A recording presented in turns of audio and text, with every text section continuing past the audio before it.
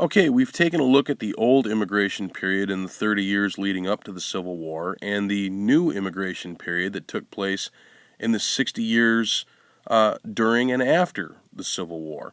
But one thing we haven't touched on yet are the migration patterns that took place from the country to the city during the late 1800s after the Civil War, right in the heart of the new immigration period. It's during this time that cities start to turn into the cities that we know now. Now, there's a reason why it took so long for cities to grow. Going back to the first official census of 1790, we had 4 million people in the United States, but here's something I want you to underline on the outline. 90% of our people back in 1790 lived in rural areas. We had 4 million people, but only 10% of those million people lived in cities, in urban areas. At that time, there were only two cities, Philadelphia and New York were the biggest ones, that had a population of over 20,000, and there were 13 states as well. Now, by 1860, if you take a look at this chart here, there were 43 cities with over 20,000 people and 33 states by that time. So the country was growing. By that time, by 1860, the U.S. was now the fourth largest population in the Western world, but no city had a population of more than 1 million of it, although 300 cities had at least 5,000 people. After the Civil War, which had started in 1860, the urban population would triple between 1870 and 1900. People were drawn to the cities by industrial jobs. Remember, this is during the time of John D. Rockefeller and his oil industry growing, as well as Andrew Carnegie and his steel industry growing. So people were drawn to the city by those jobs and also looking for a more independent lifestyle. More on that later.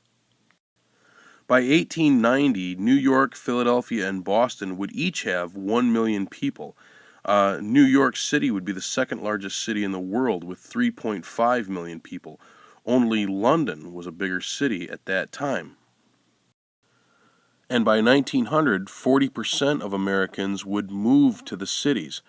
Oftentimes, this was bolstered by immigrant populations coming in. The vast majority of immigrants coming to America during that time, the new immigration period, were moving to the cities.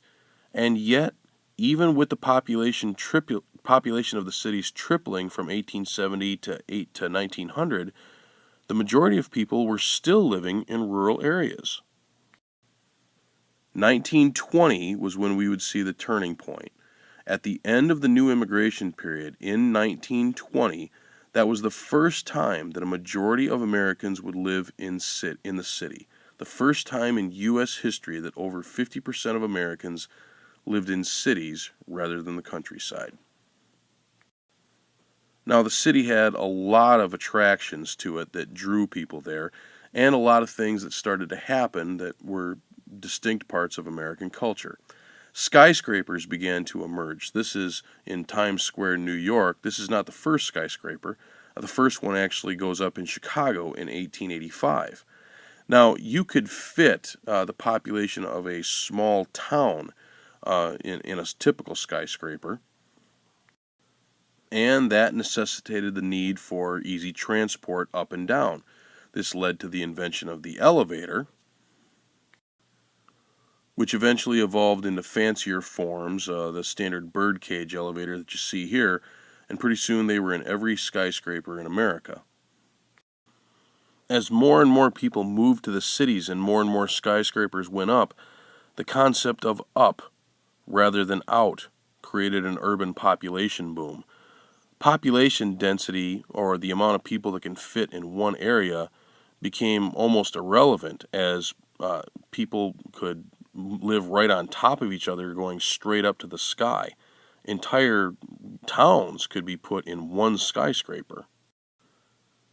Now, in the late 1800s, the cities had all sorts of modern conveniences that you couldn't find in rural areas, and these are the things that attracted people to the cities in the first place. Trolleys that were powered by antenna from overhead wires led to mass transportation systems opening up around the United States. Boston would eventually open the first subway in the United States. It had been done before in London in 1863, but pretty soon you started seeing New York City, Chicago, and San Francisco make efforts to improve their transportation as well. And also, very famously, construction began in New York City on a bridge that you may have heard of. It still stands strong and proud today as the Brooklyn Bridge, which was built in 1883, or completed in 1883. Cities had electric light thanks to Thomas Edison and Nikola Tesla. Electricity became a commodity that cities really were the only ones that had by the 1880s and 1890s. Rural areas were still operating on kerosene and candlelight. And of course, today, you can see the effect that lighting has had on cities in the modern day. This didn't take long. This effect that you see in front of you was possible by the 1920s. Cities were illuminating completely by the end of the new immigration period. Cities also had indoor plumbing. They had telephones. Cities had just about every possible business that and service that you could possibly need. You could go to the immigrant populations on the streets and pick up fresh fruit and fresh vegetables from all the stands. And there were also a lot of other attractions that were a little more extravagant. Department stores like Macy's in New York became popular during this time, as did Marshall Field's in Chicago. Books were even written about how amazing it was in the city. Theodore Dreiser wrote Sister Carrie, which is about a girl who came to the city and experienced all the wonders that the city had to offer that her rural hometown did not. By the time you got to the turn of the century, it seemed like anything was possible in cities, and it could be done by anyone. On the other hand, cities also had this. A lot of problems in living areas, a lack of waste disposal, a lot of unsanitary conditions, a lot of difficult living, especially when you're trying to raise kids. In rural areas, there had been very little household waste. When you got done with something, you simply took it outside, and animals, particularly goats, would eat up the scraps, even the garbage. Now, in the cities, there were no animals available, so when you were done with food, it was literally thrown out windows on the sidewalks. In rural areas, women tended to mend clothing rather than get rid of it, but in cities, it was often just thrown out the window as well. Household products that were sold in local stores in rural areas were sold and done so without much packaging. In cities, everything was in boxes and bottles and cans, and of course, that all ended up out the window and on the street. Pretty soon there was uncollected garbage everywhere. There were rats, there were unwashed bodies because there weren't enough bathtubs or showers for people to bathe themselves on a regular basis.